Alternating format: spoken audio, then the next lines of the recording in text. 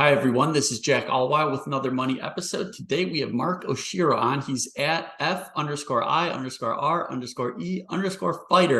on Twitter. So go give him a follow. And he is joining us from Hawaii. So it's very early in the morning for Marc. Marc, welcome to the show. Hey, thanks for having me on, Jack. So you have very interesting tweets, and there's a tweet you sent out August 15th that I would like to dive into a little bit deeper into the show. But why don't we start out with you describing your relationship with money growing up in your family? Oh, so I'm born and raised in Honolulu, Hawaii, and there's a very heavy Asian, community out here. So my parents definitely were of you got to work hard, go to school, get a good education, get a job, W-2 job with like great benefits, a pension, health benefits. So I definitely was kind of headed down that path, and my parents, it's kind of two different mindsets, I guess.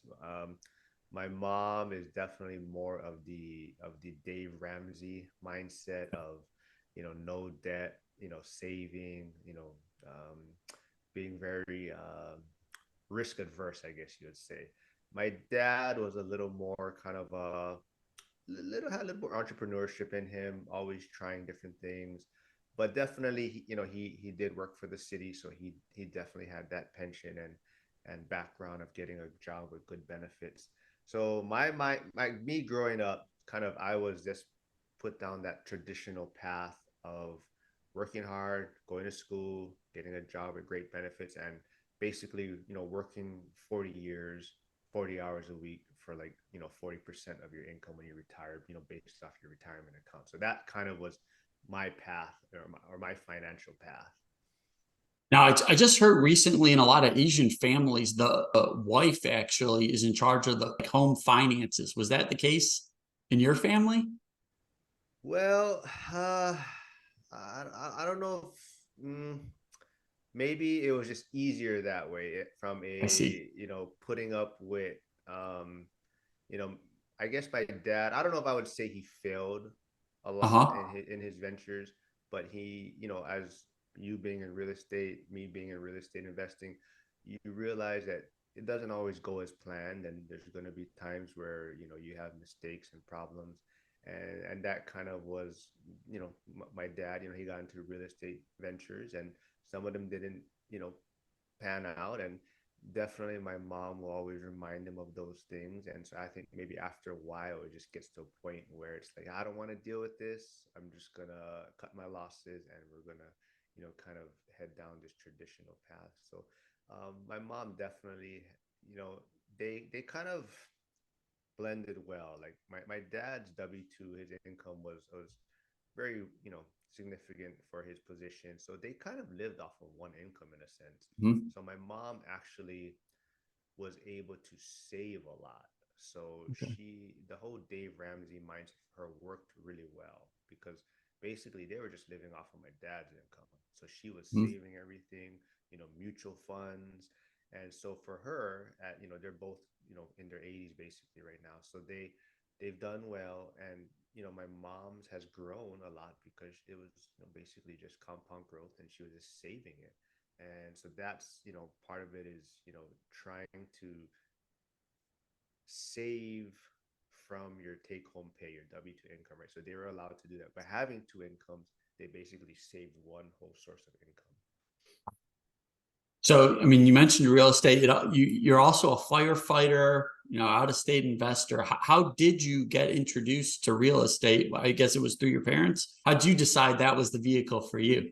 Well, that's a long journey, I guess. So I definitely was, raised. It was ingrained in me that your home is an asset, and it's a tool to build wealth, and you're supposed to pay down your mortgage as quick as possible. And those are all the things that it was ingrained in me. And it's nothing's wrong with that. I mean, that's definitely, you can build wealth that way. It's definitely a lot longer process, but I really didn't, you know further my education, I guess, or further my growth by trying to understand money a lot better. I just was like, okay, let's get a condo. Let's start off with a condo, start small. And so I never considered myself really a real estate investor or landlord until maybe the past 3 years. But I did have a condo like back in 2009, I believe. That was my first purchase, and it was kind of a stepping stone. And then I got a single family home in 2015. But even then, I never considered myself an investor or landlord. And it was just one of those, like, okay, you started off with a condo, and I was able to get a home. And I thought I was just good for the rest of my life. I was going to be just coasting along. I had a great job with the fire department.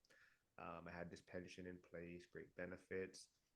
So for me, I was definitely headed down this path of where I was very complacent and I just was coasting. And there's nothing wrong with that. I mean, there's nothing. I mean, I had a two property, that a great job, and for some people that's success. That's making it right there. And I could have definitely been happy with that. And for me though, uh, the whole shutdowns and everything opened my eyes to really how risky I was being with my financial future, as far as basically living on one source of income, having one stream of income. And I realized, I saw people losing their jobs, getting laid off. And I was just like, man, what if I got hurt at work? What if I didn't finish my career? What if I didn't get my full pension? And this and that. So it made me really evaluate things and realize how risky I was being. So what was it like at the lockdown for a firefighter? You know, I I would say it was very safe in a way, as far as my Mhm. job was very Right. secure, being a Yeah. first responder. Mhm. So from that standpoint, it wasn't a risk from losing my job or being laid off. However, I don't want to get into like political things and other things, but basically it just made me realize um, like I don't want to rely on the government for anything. I don't want any of their help as much as possible. So for me, it just opened my eyes to how, like, if I can, do the work, put in the grind for 5 to 10 years, or anybody can do that. You could set your financial future up well beyond trying to rely on a pension.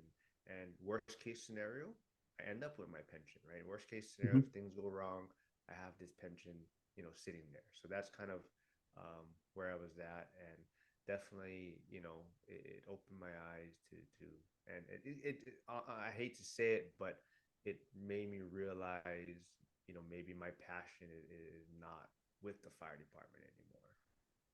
So when you had that mindset shift, what ideas started bouncing around, like things you were going to change in your life to alter your course? So it's funny how sometimes things happen in life and you look at it as maybe a setback, or you kind of a failure. And so me during the whole shutdown lockdown things, it was a struggle for me and my son's mom. Like, we already were on rocky ground, and that just kind of amplified things. And so we split up during the shutdowns, and it actually allowed me to have more free time for myself and really evaluate what I was doing. And one of my friends, he was investing in real estate at the time, out of state in Pittsburgh, because Hawaii, it's very difficult to find properties that cash flow, or the numbers work. So my friend was investing out of state, and he was always telling me, hey, you should look into this, look into this. And I had a lot of time and equity in my properties, and I was just like, you know what, I'm gonna kind of go down this, path, and see where it takes me. And it just kind of snowballed on me. It was supposed to be something slow. I was gonna take my time and kind of look into it and do one property. And once I did it, it just, the light bulb turned on, and I was just like, this is the path, and this is for me. And I went down this rabbit hole, and I joke around a lot that I probably never studied so much in my life until these past few years, digging deep into real estate. And I went to school also. I went to school for accounting and finance, and even that, I mean, I never used those degrees. And even going to school for that, I mean, I put way more time into this real estate than I ever did for my degree. Uh-huh. So those properties that you drew equity from, so you did like cash out refis. And so I guess first question, what city were those that like original condo? And then where did you decide to invest in? Oh yeah, so my original properties are in Honolulu, Hawaii, and Okay. the one thing with Hawaii is you get great appreciation. So there's a lot of access to capital there. So from that standpoint, your home can be an asset if you're going to take advantage of the equity in the properties. And back before all these interest rate hikes, Hawaii had very amazing HELOC products out there. So people were, I'm not sure if you're familiar with like the sweep strategy and the velocity banking, but people were using lines of credit to pay down their mortgage quicker because you could get lines of credit here. A lot of times there were these teaser rates where it would be like 1% for 2 years or 2% for 3 years. So people would just be jumping from bank to bank to take advantage of those teaser rates, and basically they'll be using simple interest to be paying off their mortgage a lot quicker. And so they had these products that you could get access to this equity a lot. So that's how I got started investing in Pittsburgh. So I did jump in the same market that my friend was investing in. And for me, I always tell people, like, to me, that's the number one thing is if you're going to invest out of state, is find other investors that are investing there, or find kind of contact points that you either you have family members there, or you went to college there, you have people that you know there.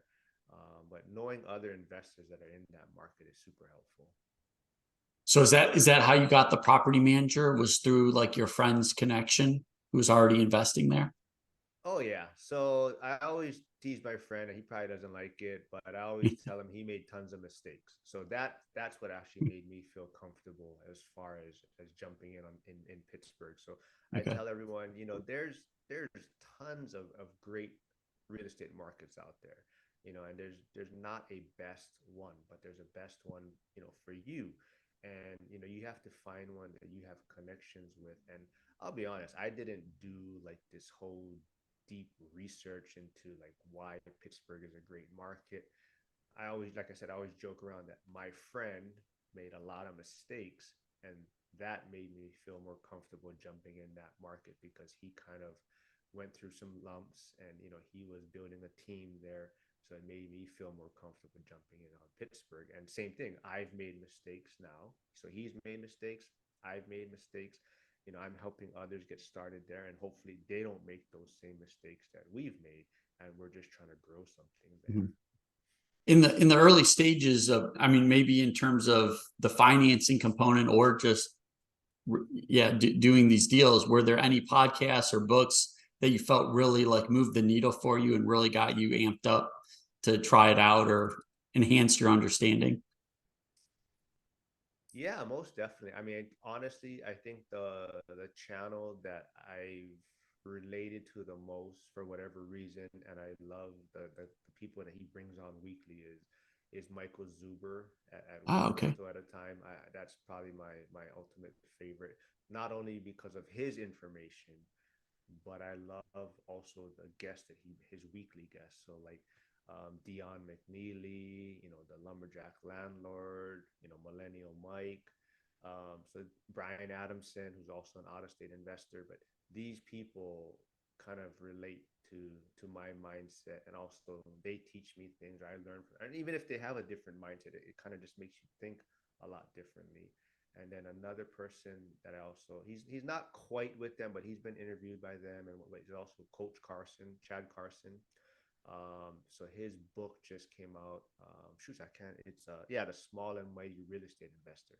But that definitely resonates with me now, because in the beginning I was like, I want 100 properties, I want this whole big portfolio. And then after a while you kind of start realizing like, maybe that's not the goal. Maybe there's something else, that suits me better. And that's kind of where I'm at right now. Cool. You're the second person I've chatted with. I never heard of Michael Zuber, but there was another resilient REI mentioned that too. Yes, So Dan at interesting. Resilient REI is Yep. awesome too. I love, and I love his new format he's coming out with his podcast. Yeah. his landlord horror stories. But yes, if you don't follow Michael Zuber at One Rental at a Time, definitely go check it out. And if you and he puts out tons of content. So if there's one thing you do follow, I highly recommend is his daily financial news, which is not strictly real estate. He talks about the economy, and he talks about he relates it to real estate, but he talks about mortgage rates, interest rates. He talks about the economy, GDP, unemployment. So I totally recommend if you're not going to follow all his content, at least follow the daily financial news. Okay. Awesome advice. We'll have to check that out. So one other thing I wanted to get some added detail on was a tweet you had August 15th. You asked the question, when did you realize money is fake? And then you said, when I understood this, it changed the trajectory of my financial future. I wanted to dig in a little bit and see what you meant by that tweet. Yeah, I mean it can be very simple where you realize like if you just look at it at your daily life, right? I mean, do you how many people actually carry cash around, right? I mean, a lot of times you're paying with credit card, you tap to pay now. I mean, people don't really carry cash around anymore. So just from that simple view of that, money is fake in a sense. But as you start looking deeper into like how banking works, about money, it just makes you realize, like even like when the shutdowns happen, and they just all this stimulus money just came out of thin air, right? Just poof, they magically created it, right? So it makes you realize that you are trading your time. You're working 40, 50 hours a week to get a paycheck, but yet this money can just be basically created out of thin air, out of nowhere. They can just say that, we're going to print money. And it really, once you realize that that's the case, you realize that you need to get assets that actually can generate this kind of fake money, right? So the way to build wealth is acquiring assets, not necessarily money, right? So you want to buy assets, that produce cash flow, can appreciate, give you tax benefits. But once you realize that, money is kind of just this made up thing that they can just print at any time, it really doesn't have that much value, because if they can just create it out of thin air, right, there's not a lot of substantial value to it. Where like a home, it's physically there. You can touch it, you can use it. It has value to it. Yeah, people think they like or want money, but they really want the services and products that they can get with money. And I remember, I mean, that tweet stuck out to me because I remember reading a short history of Germany, and they went through the Weimar Republic hyperinflation, and they talk about the people most affected by all that money printing were, the people that saved, just absolutely demolished, and the people that weren't really affected were either the people that had nothing or the people that had assets and could just alter their prices and basically participate in that inflation. So that's kind of what got me on real estate. So that really struck a chord with me when you mentioned that. So Yeah. okay, Mark, as we're winding down, I like to ask, what is the best and worst personal finance advice you have either heard or received? Well, my one thing that I always like to bring up and talk about, and it's you find it on social media, Twitter a lot, and it's kind of a debate.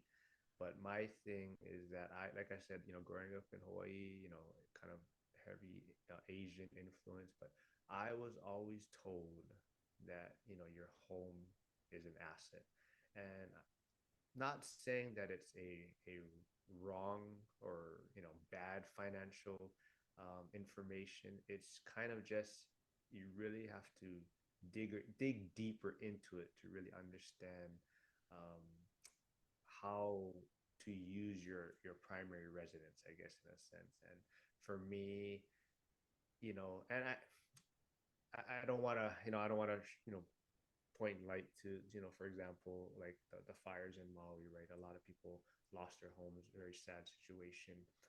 But if you look at it, if you had all this wealth tied up into your home, and then unfortunately something like this happens, right now where is that value? Where is that wealth? Right now, you're waiting for insurance companies, you're waiting for whatnot to get. You still need some place to live, right? So the key is, you can have this home or this residence, but turn it into an asset. Use the equity in the property to acquire other assets, or even like house hacking. House hacking is very, popular right now. So you can basically turn your home into an income producing asset, or at least lower your living expenses, right? So that way, you can cut your cost of living or cut your biggest expense. But so all it is kind of just changing slightly how you look at your primary residence or your home, but take advantage of whatever equity you have, or figure out a way to like make it produce income for you. Okay. So I guess that was your best and worst tied in one. Yeah, well, I think the for me the best thing is to, it kind of goes back to, just changing your mindset. And it doesn't have to be strictly related to finance, but just realize that there's so much opportunities out there, and you just got to find kind of your passion, and but realize that, the system is kind of meant for you to head down this path and be an employee. And like I mentioned before, you work 40 years, 40 hours a week for roughly, like, 40% of your pay when you retire.